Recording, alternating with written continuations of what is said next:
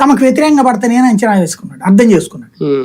అర్థం చేసుకోగానే, ఎందుకంటే ముస్లింల ఓట్ల ఏరియాలో తిరిగాడు, ముస్లిం ఓట్లు అర్థమైపోయింది అతనికి వైసీపీకి పడిపోతుందని. అర్థం అవగానే వెంటనే కంగారు పడిపోయి ఆపేయమన్నాడు. బట్ ఎన్నికల సంఘం కంటిన్యూ చేస్తుంది, అందుకనే కదా వెల్లంపల్లి గెలిచింది అక్కడ. అంటే అట్లాంటి టెంపర్మెంట్ గ్రౌండ్ లెవెల్లో కనబడుతుంది వీళ్ళకి. నాయకులకు తెలుసు ఎవరు క్యూ లైన్ లో ఉంటున్నారు, ఎవరికి ఓట్లు ఎటుకుపోతాయి అన్నటువంటి. నేను డబ్బులు ఇచ్చేటప్పుడే తెలుగుదేశం పార్టీ ఓటు ఏరియాలో వైఎస్ఆర్ కాంగ్రెస్ పార్టీ వాళ్ళు ఇవ్వాల, వైఎస్ఆర్ కాంగ్రెస్ పార్టీ వాళ్ళ ఏరియాలో టీడీపీ వాళ్ళు ఇవ్వాల డబ్బులు. అంటే ఏ బెల్ట్ మంది కాదనేది తెలుసు వాళ్ళకి. కాబట్టి నిన్న గొడవ సృష్టించినోడికి అక్కడ ఓటర్ తగ్గాలి.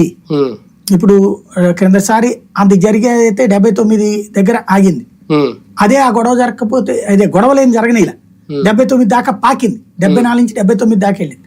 ఈ దఫా గొడవలు సృష్టించినా కూడా దాదాపు ఆ రేంజ్ లోకి వచ్చింది. కాబట్టి ప్రజల్లో భయం తాత్కాలికంగా వచ్చినా లాంగ్ స్టాండింగ్ లో పట్టించుకోలేదని కనబడుతుంది. అన్నాబత్తుని శివకుమార్ లాంటి వాళ్ళు ఓవర్ గా రియాక్ట్ అయ్యాడని అనుకోవాలా? అక్కడ ఒక పోలింగ్ బూత్ దగ్గరికి వెళ్ళి ఓకే అతను అపోజిషన్ క్యాండిడేటా లేదంటే వేరే, ఇదంతా అనవసరం.